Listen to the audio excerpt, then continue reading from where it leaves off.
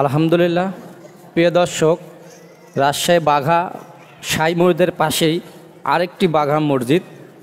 তো এই মসজিদটা এখন আমরা দেখব যে আসলে এই মসজিদের পরিবেশটা কেমন। দেখতেছি এখানে অনেক মানুষ আইসে জুম্মার দিন, অর্থাৎ এখানে আমাদের যে নওগাঁ আছে, নওগাঁর মতো এখানে অনেক মানুষ মান্নত করে, বিভিন্ন মাজারে অনেক কিছু দেয়। তো আমি তো আসলে আল্লাহর রহমতে মাজারে কিছু তো আমি তো আসলে ভিডিও করি না, কারণ আমি ভিডিও করি বেশিরভাগ আল্লাহর মসজিদ।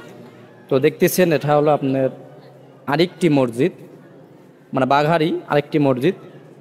তো এখন আমরা আগে দেখব যে ভিতরে আসলে এই মসজিদের অবস্থাটি যে কেমন। তাই আসুন আমরা সবাই আল্লাহর মসজিদে দান করি।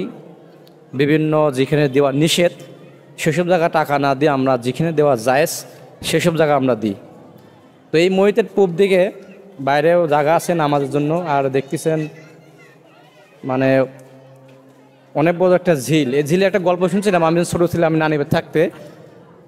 মানে এই ঝিলে বলে আপনার হচ্ছে আগেকার মানুষ যখন মানে শোনা কথা আর কি, তো তখন দেখাচ্ছে যে আপনার শুনছিলাম যে এই ঝিলে আসি যদি বলছে যে আমার অনুষ্ঠান থালা বাসন দরকার, তখন বলে একাই পানির থেকে উঠছে আর কি, শোনা কথা যে পানির থেকে বলে আর কি এগোনো আর কি উঠে পড়ছে। তো সেটা আমি জানি না। তা আসলে সেই দেখান এখানে অনেক বড় একটা পুকুর, অনেক মানুষ গোসল করতেছে।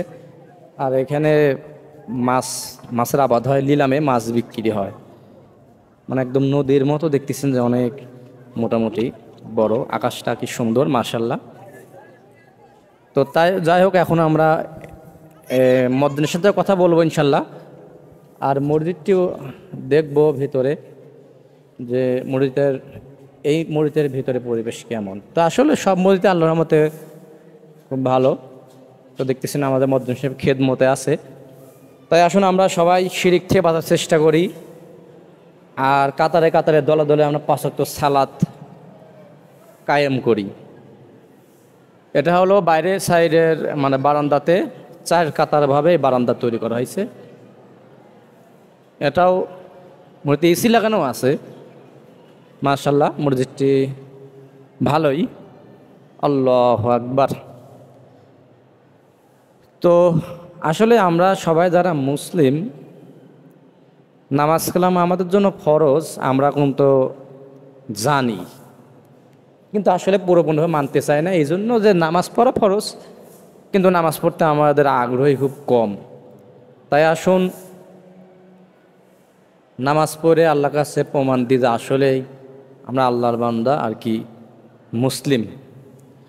দেখতেছেন মোটামুটি একদম স্কোয়ারভাবে মসজিদটি তৈরি করা।